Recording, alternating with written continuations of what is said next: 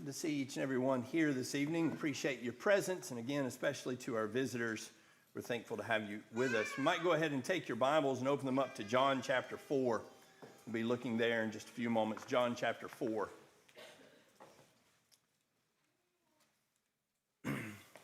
The subject is going to be somewhat about evangelism, but maybe a little bit different tack than we might usually think when talking about evangelism. I want to talk about the changing religious landscape, and particularly the changing religious landscape here in our community. It is easy, if you live for a long time in a place, to recognize changes but not fully process how vast the changes are. I know a lot of you grew up in Limestone County and in Athens. And I know when I moved here, people still gave directions like down by where Walmart used to be. It's been in its current location for 28 years, and so that's an increasingly unviable landmark, but that's the way people think. You know, it's like just yesterday, it was right down over there in that other place, and now it's here. Surely not 28 years, but things do change. And of course, you can remember when there was nothing where the current Walmart is, or where the Publix is, or where this building is. But we're not talking about geography, we're talking more about demographics. And one of the things that you can find as you look at these things is that the demographics are changing more rapidly than the geography, than the landscape is. The country is changing, and also the people who live here coming from the rest of the country is changing this place. And so I want to think about that, how that affects our evangelism. As we think about the idea of understanding the religious beliefs of people who are around us, understand that I think throughout Scripture, there is a clear understanding, at least to some degree, of what the people surrounding God believe. So the gods that they worship are mentioned. The nature of the practices that go along with that worship are mentioned. The specific names of those gods. So you've got Baal and you've got Molech. And one of the things that we talk about, we know that the sacrifice of children is specifically associated with Molech, and that gets brought up from time to time.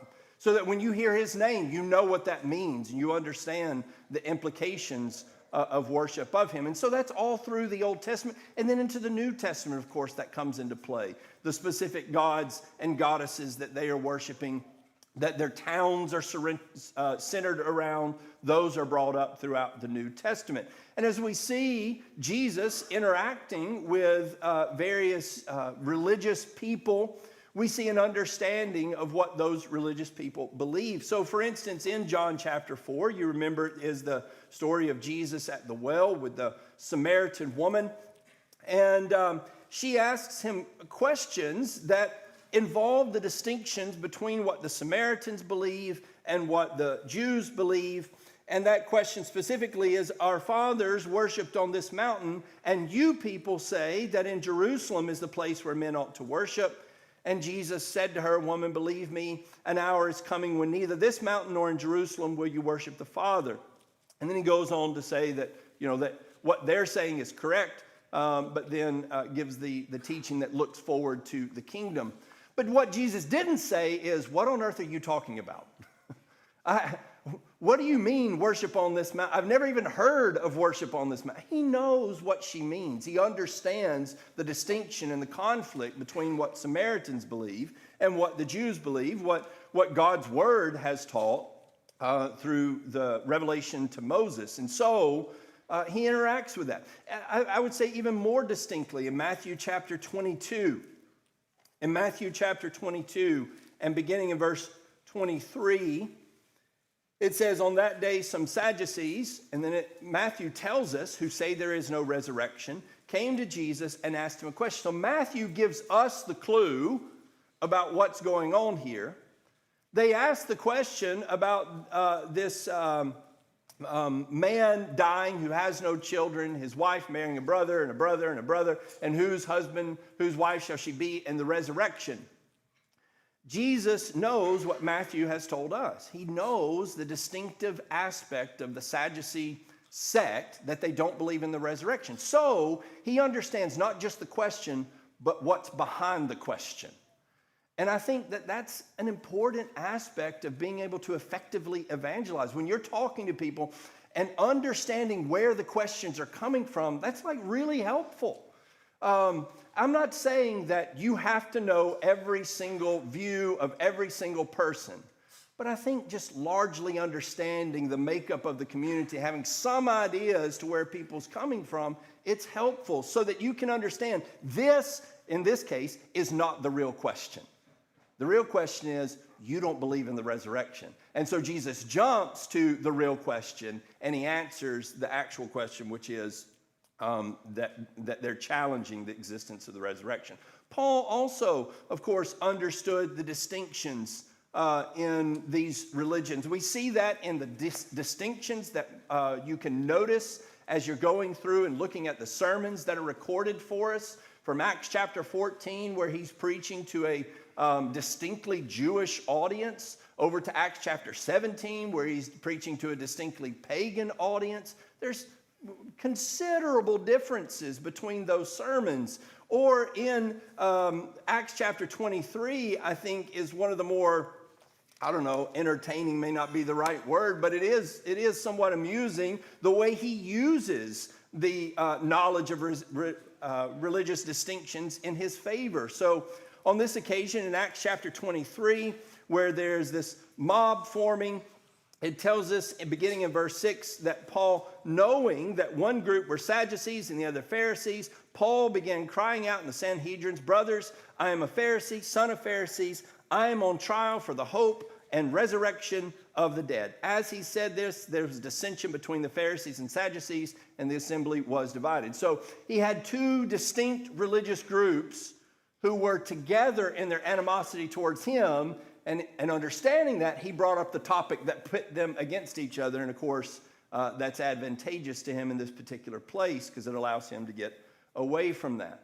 As I mentioned in Acts chapter 17, his understanding of pagan beliefs.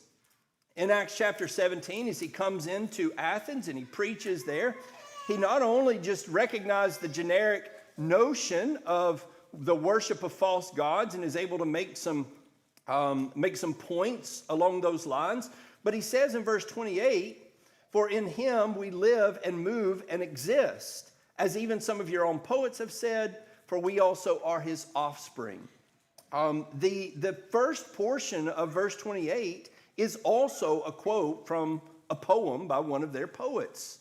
The other portion of that is quoted in Paul's letter to Titus about the Cretans. Cretans are always liars. That's the same poem, and it's about Zeus.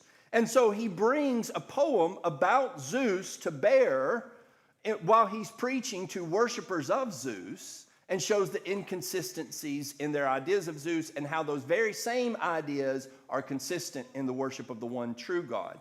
Now, that's a lot of knowledge. I mean, that's a lot of understanding to be able to quote easily theology about Zeus and then to turn that around and use it to your favor to preach about the one true God.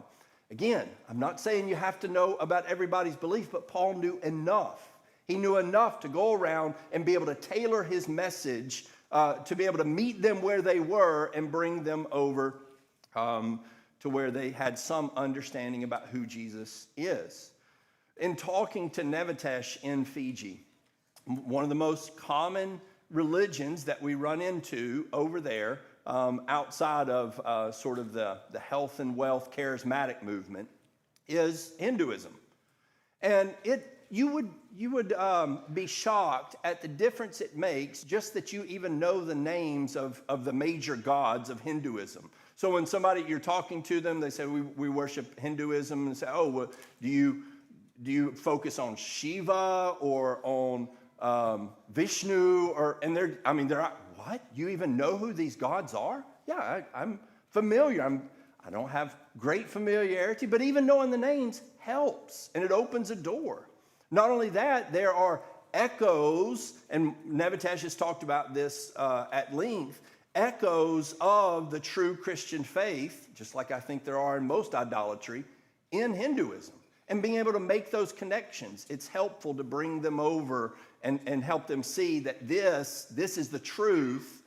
As Nebuchadnezzar's brother-in-law said when we got to the end of the Bible, this is the truth that all your fairy tales are based on. And so I just think that that's important and helpful. So with that in mind, what I thought to do was figure out what are the most prominent denominations, religions in Athens, Limestone County area, and try to make us familiar with what those are, what they teach, what they believe, etc. What I found was not what I expected to find. And so before we get into some of those specifics and other lessons, I want to talk about what I did find that was a little surprising. So, the religious makeup in Limestone County. As of 2020, less than half of Limestone County claims religious adherence. Now, let me explain what that means, because you may think that sounds like less than half of Limestone County claims to be Christians. That's not what that says. What that says is less than half of Limestone County claims to be members of a religious institution, right? So it's not that they don't claim to be Christian. Still, the vast majority of Alabama and Limestone County residents claim to be Christian. But they don't claim regular attendance or actual adherence. That is, that they're not on the rolls anywhere. They're not considered members anywhere. They may even consider, and probably do many consider, themselves to be of some denomination, but not a specific group, right? And so this lot goes into this. Part of it is I'm spiritual but not religious, that kind of thing. Part of it is people moving here from other parts of the country, as well as several other elements that I think are going into that. These numbers are rising or falling, depending on which direction you're looking at it from it, pretty rapidly. And we'll see that as we go along.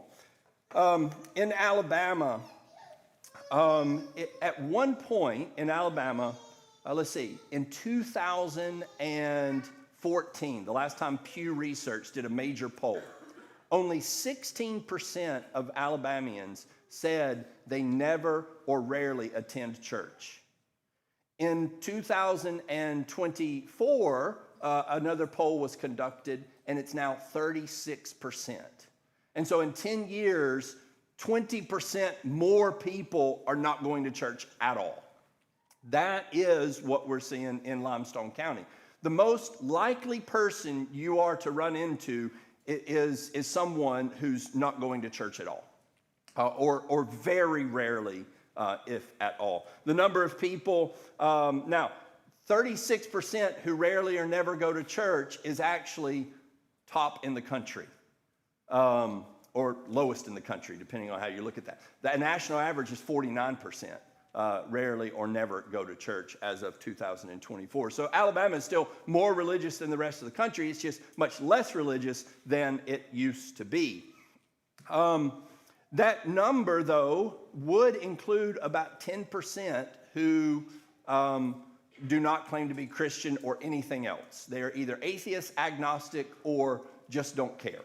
The nuns would fall into that category. Most of those would be none. They don't actually claim agnostic or atheist. They're just not anything. So about 10% of the population is represented there.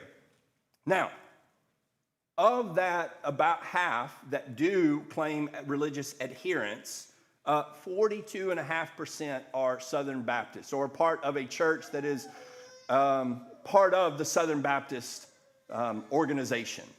And so that number has actually gone up.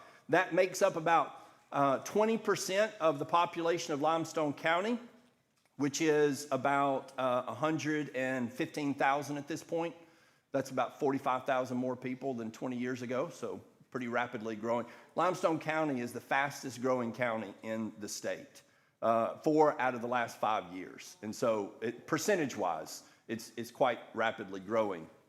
And usually they're not coming from more religious places. That's kind of impossible. If you're coming from the same country and you're coming here, you're likely to be less religious than the people who are here. So it's growing rapidly. about 23 to 25,000 are part of some Southern Baptist church. The second religious group by percentage would be Churches of Christ, which may not be that much of a shocker in Limestone County, but that only makes up about 6% of the population. It's about just over 6,000 people, and that would be institutional, non-institutional, that would be lumping all of that together, would make up about 6,600 people. Third is the United Methodist Church, only making up 4% of the population. And so by now, you have less people in Churches of Christ, less people in the Methodist Church, and any other religious group or body than you have atheists, agnostics, or nothing. That's surprising to me. The only group that is higher than the religious nones is Southern Baptists. And we'll talk more about what Southern Baptists believe, as I say, in another lesson. Less than 1% of the county is Jehovah's Witness. There's like less than 1,000 Jehovah's Witnesses in Limestone County. Now, I bring them up just to make this point. Just because someone is very represented in very low numbers doesn't mean that they won't be very overrepresented in your actual experience. You're more likely to hear from a Jehovah's Witness than a Southern Baptist coming and knocking on your door.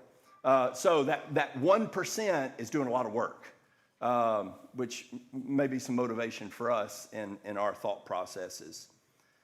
But the bottom line is that the most likely that you're going to run into is somebody who does not go to church.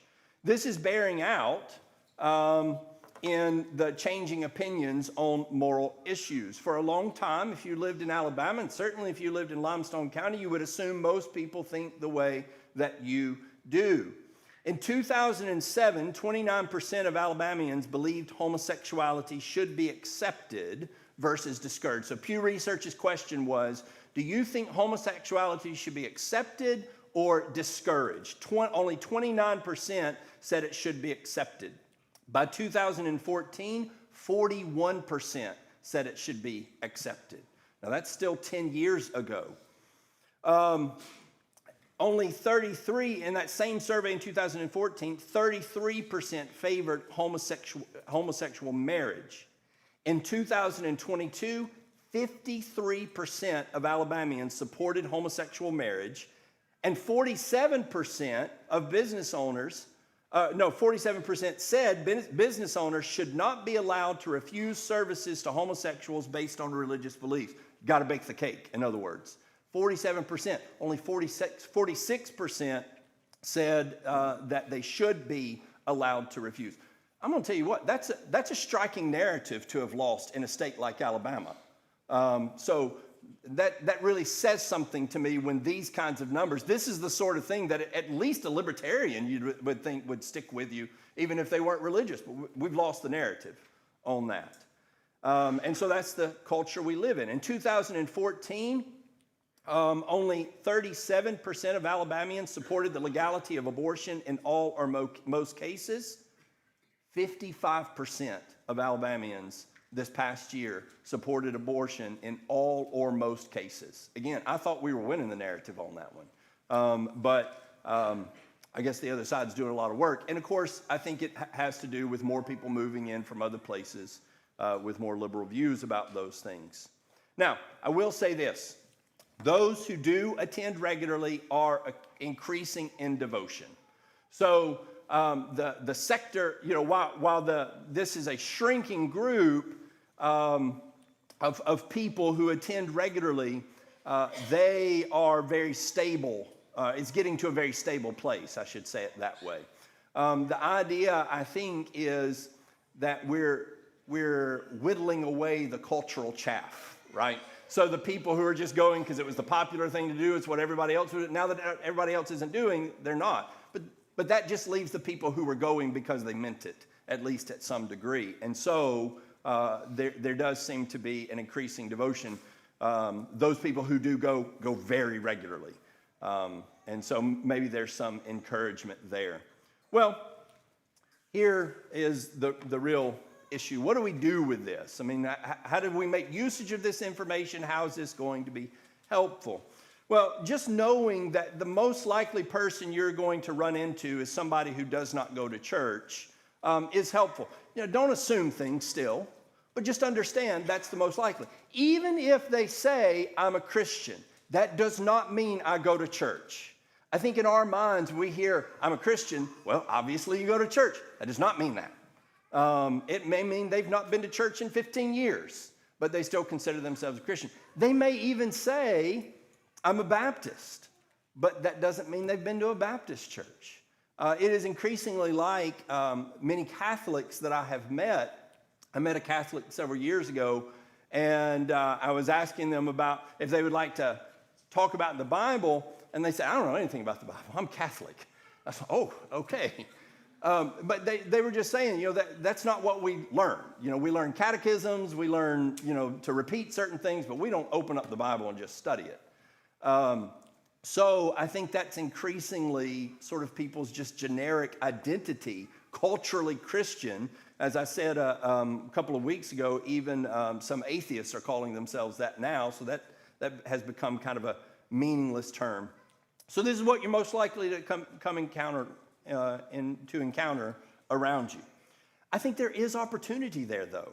I don't think that necessarily, culturally, from the standpoint of where we are and where we're headed, like that's discouraging. But from a religious standpoint, it doesn't have to just be discouraging. Like that, there's a lot of opportunity when you have that many people. Many say 51% of people who used to go to church say that they would accept an invitation to come back to a religious service. 51%. So a lot of that sort of rancor when people are leaving churches and they're upset, they are, but that doesn't mean that they're forever upset. They really do want that in their lives. They just don't want maybe what they left. And maybe that means we've got something to a closer of a blank slate in many instances. When Paul came into Athens, he wasn't having to deal with 1,000 years of Reformation false teaching. He could teach Jesus to a blank slate. And even as Peter came in and taught the Messiah that Marshall preached about this morning in Acts chapter 2, he is dealing with false teaching from Jews, false practice from Jews, but he is not dealing again with centuries of false teaching, layers of baggage that he has to sort of unpack in order to get back to the truth. So maybe that will provide us with some opportunities. We need to be ready to start at the absolute most basic point. One of the things that we find in Fiji is you might ask somebody, now, do you know who Moses is? Nope. There are people there who are not sure that they've heard of Jesus. Now, can you imagine walking up to somebody and saying, have you ever heard of Jesus? And them going, never. That's probably not going to happen. But it may be almost as basic and more basic than you think. You may be having a Bible study with someone. My aunt was having a Bible study with someone. Just fit this mold exactly. Generically religious, would consider herself Christian overall, but no, regular attendance, no attendance at all anywhere. They were going through the Gospel of Luke. They got to the end and the resurrection, and she said, you mean he came back? Now, that's a pretty shocking thing to find out that somebody didn't know Jesus was raised from the dead. But do you know you'll come in contact with people who don't know that? In this community in Limestone County? That's not overseas where people are completely pagan. It was a shocking revelation. And let me tell you, that's a real opportunity. Because the very core message of the gospel that Jesus was raised from the dead, and she didn't even know that. And so you have an opportunity to tell people things for the first time, to show them the gospel. I think we need to be prepared for more skepticism than what we grew up with. I think Lance and I have talked about this before. Some of you others who have grown up in this area. When I grew up, I didn't know an atheist. I mean, I didn't know anybody. I probably knew people who were pretty wishy-washy on their belief, but nobody just walked around saying, I'm an atheist, right? That just was not a part of my social circle. That's going to be pretty regular now. And so not only is it going to be that sort of skepticism that comes from the deconstructing faith and things like that, but we need to be prepared for the number one charge, which is hypocrisy.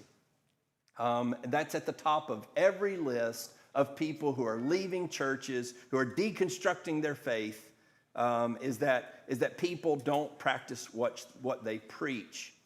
So, one of the things we understand as we read through God's Word, as we read through the book of Acts, and we read through especially Paul's epistles as he references his own character, is that we understand that it is as much about the consistency of the messenger as it is about the truth of the message. Like, those things go hand in hand.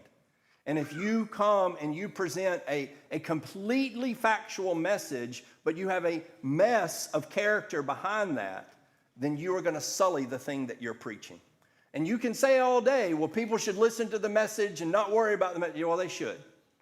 But the reality is that they're going to be connected, and people will be drawn to a consistency of character, just as they were in the New Testament, and so they are today. Again, most of the people who are in this category in our area are going to be people who used to go to church, and often it's some frustration that drove them away. Sometimes it's going to be truth that drove them away, and there's not a lot we can do about that. In other words, people are just like, I don't like what the Bible says. Well, I don't have a lot else to offer for you. But very often, I think that the thing that drives people away is something that the truth solves.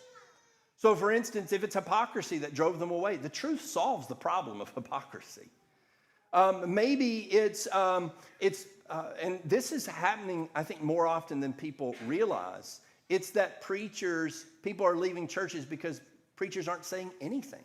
They're just preaching very shallow messages. They don't take a stand one way or the other. Most people, when they're polled about leaving churches, it's not that the preacher said something too harsh. It's that he didn't say anything at all. And the truth solves that problem. And it's attractive to people who are leaving for that reason. So again, don't just throw your hands up and say, well, those people left the church because they were mad. Yeah, but why were they mad? Maybe they should have been. Maybe they should have been put out with what they were receiving, what they were hearing, where they were going to church. I also think that that we need to understand that it is possible that not just that they said nothing, but they said nothing about specific issues in our society. And again, they're looking for direction, they're looking for guidance, and they're given just sort of generic platitudes. Maybe it's the right platitudes, maybe it's the right sort of general direction, but they're not being helped specifically. Here's what the Bible says about where we are in the world that we're living in. And so we need to be ready to talk about those things as well. Well, along these lines, we need to understand that we are, I believe, living in an increasingly pagan society. I think Athens, Alabama is looking more and more like Athens, Greece of the first century, just like the rest of the United States of America. It's trending in that direction. Even though we still have this, considerable majority of people who claim to be Christian, their beliefs are pagan. So it's all well and good to say I'm Christian, but what they really mean by that is I believe in Jesus, but I define who Jesus is and what I believe about him and what I believe about what I ought to do about that by culture. And that's seen in those statistics as far as what people believe on homosexuality. They're not looking to Jesus for that, right? They're looking horizontally for what views they want to have about that.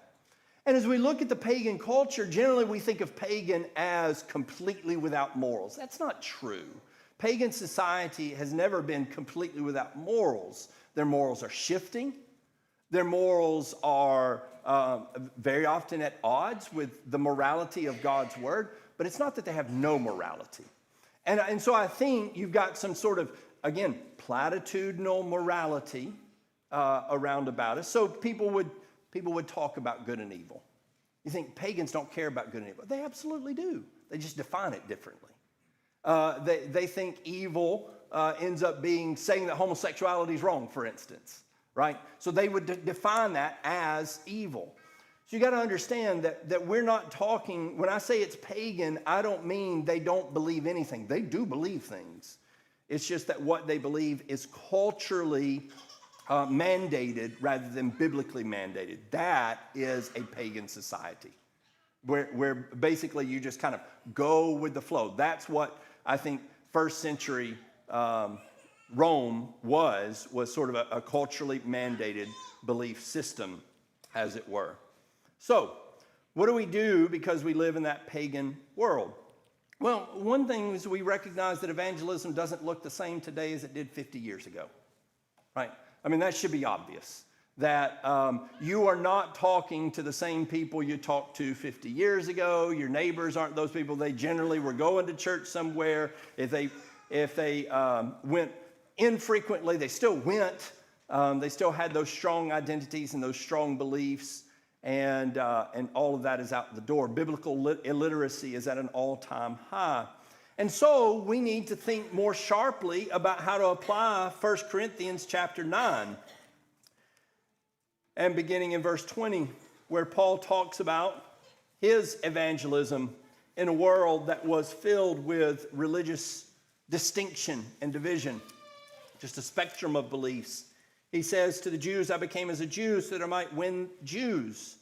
To those who are under the law, as under the law, though not being myself under the law, so that I might win those who are under the law. And to those who are without law, as without law, though not being without the law of God, but under the law of Christ, so that I might win those who are without law.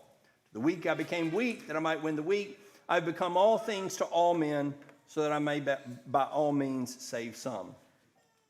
We need to make efforts to, number one, know where the boundaries are. What lines can I not cross? And then make efforts to figure out, how do I relate to a culture that is increasingly different than me? And I don't mean relate, like a lot of the times religious world, what they mean by relate is change everything about who you are, change Christianity into paganism so you can bring the pagans in. That's not it at all. That's know the boundaries. But to be able to, like Paul, walk into Athens and know something of what they're talking about, what it is that they believe. I believe that we're in a culture that is filled with strong beliefs. And you walk up and you start talking to people about their beliefs, and it is going to make it hard, and it's going to put you at a distance when you have no clue what they're talking about. I would say if you were trying to evangelize the typical young man in America today in his 20s or so, and you're like, what's your philosophies? What are your rules for life? And you've never heard of Jordan Peterson, he's probably going to say, well, how could you possibly not know who this is? And you may say, I've never heard of Jordan Peterson. I think it'd be valuable for you to know who that is. He's a major cultural influence right now among young men. Joe Rogan is a profane individual who is the #1 listened to podcast in America right now and is leading men along a path of all sorts of ideas, some of which are good, some of which are completely bonkers. And so you're going to run into people who are very influenced by these sort of thought leaders, and at least have a passing awareness of who these people are so that we can have conversations. I don't think that we need to saturate ourselves. You don't need to go subscribe to Joe Rogan's podcast. It's a lot of hours and it's a lot of profanity. Don't do it. But I'm just saying, without saturating yourself, you can at least know who that is and at least understand what it is that the appeal is. We need to be careful we don't just cut ourselves off from the culture around us. That is a strong temptation. I know for me, look, we live out there on our land, and I just assume put a big old fence around it, gather anybody, you all that want to come in, and let's just stay right here. And let's keep the world out. And there are a lot of people, there are books being written about that, the Benedict option and things like that. Let's go rebuild the monasteries. That's not ever been the solution. The solution is to build hedges around our hearts, make sure that we maintain purity in this world, but that we continue to walk around in this world, showing and bringing Christ to all those who are around about us. But along those lines, we do need to steel ourselves for the increased pressure, even locally, to change our views. I still hear people say, with regards to different kind of views, transgender issues and everything, yeah, but we live in Limestone County. And that's out the door. That is gone.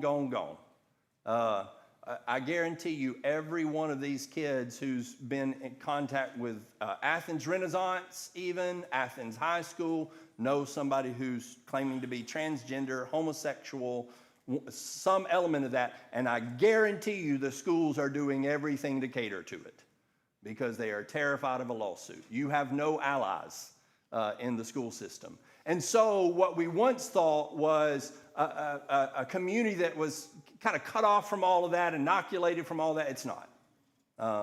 And of course, it only takes one lawsuit to kind of bring the whole system down. And so they operate in those kind of ways. So it is there in the school systems. That is not a play or a ploy to say, don't send your kids to public school, though that's a valid option. It is to just be aware and understand the world you're living in. Don't be naive about where you're living and assume because this is Limestone County.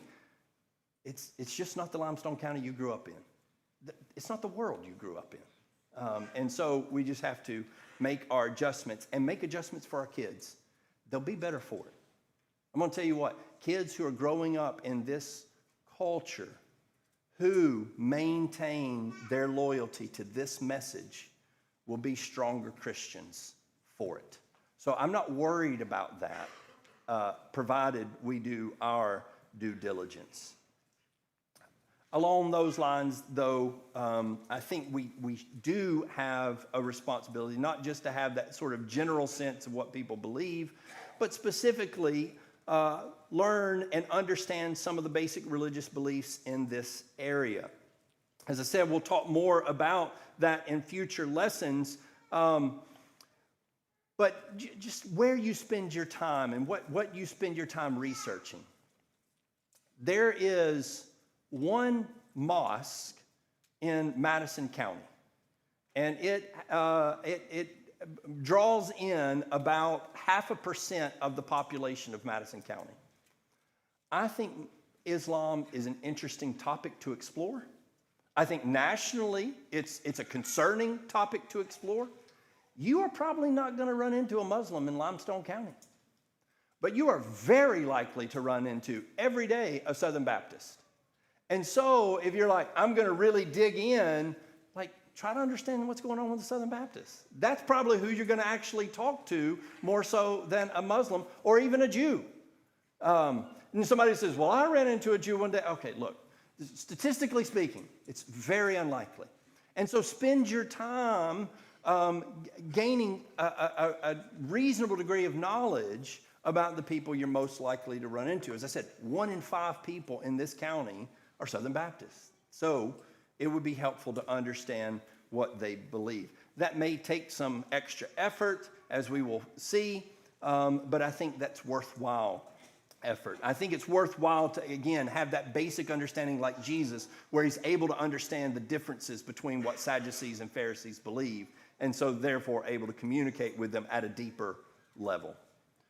Well, maybe someone here is a part of that number that is none or doesn't go anywhere.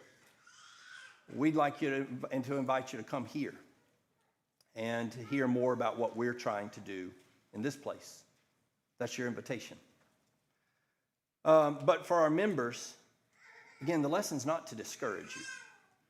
I know it is discouraging in some ways, and I'm not taking away from that. I'm not saying none of that matters. Like, that matters. And it is harder to live in a society that's moving in that direction. But we need to understand that all that's happening is the world is looking more like the one Paul preached to. And he did pretty well preaching to that kind of world. So we're not unarmed. We're not, how are we going to teach this kind of culture? The same way Paul taught this kind of culture. In fact, maybe even more successfully than teaching a culture that has that sort of quasi-religious, quasi-Christian viewpoint. We need to also just say to people who are here and not a Christian, your thoughts don't need to be about changing this culture and changing the society. Your thoughts need to be about changing you. Like, you don't need to be thinking about how am I going to teach all the people about Jesus when you have not pledged your allegiance to him, called on his name as Marshall preached this morning.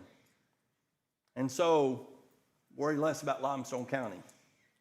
If you're not a Christian and you need to become one, we invite you to do that. If you need to reconcile in some way that we can help you here among your brothers and sisters, and you would like to let us know that, then come forward as well while we stand and while we sing.